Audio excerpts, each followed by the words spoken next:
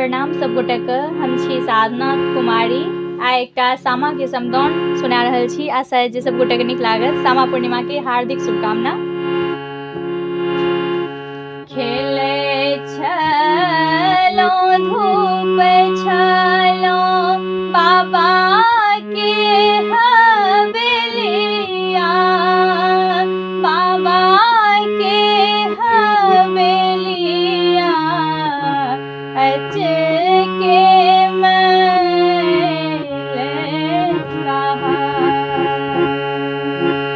अच के मैले कहा। खेले छलो धूप छलो बाबा के हवेलिया, बाबा के हवेलिया अच के मैले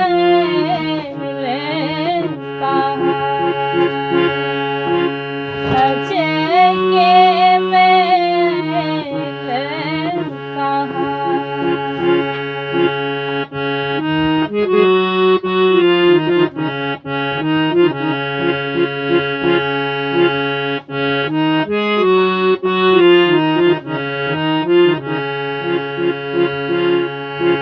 कोने नीर मोहिया दिन माघुने लग, दिन माघुने लग।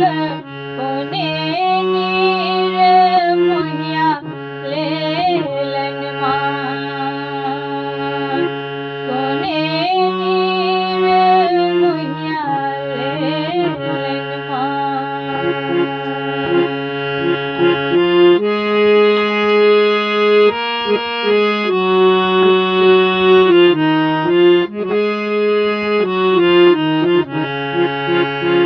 कोने से डोलिया फनल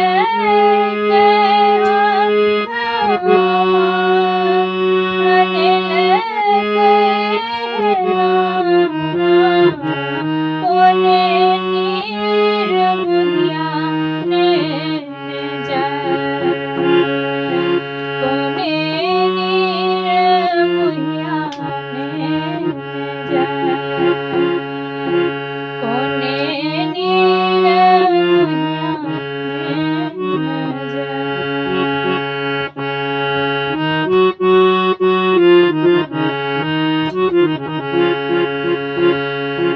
कोने नीर मोहिया दिन माघुने लग, दिन माघुने लग।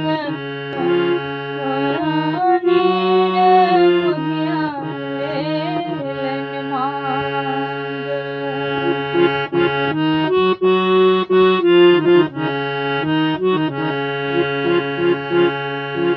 भैंसुर नीर मोहिया, भैंसुर नीर मोहिया से डोलिया फनल गए, से डोलिया फनल गए।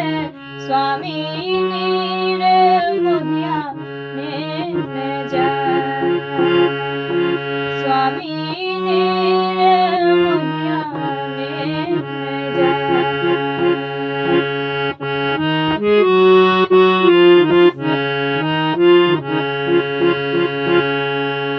महल ही छूटी गेल अम्मा हे मंदोदरी,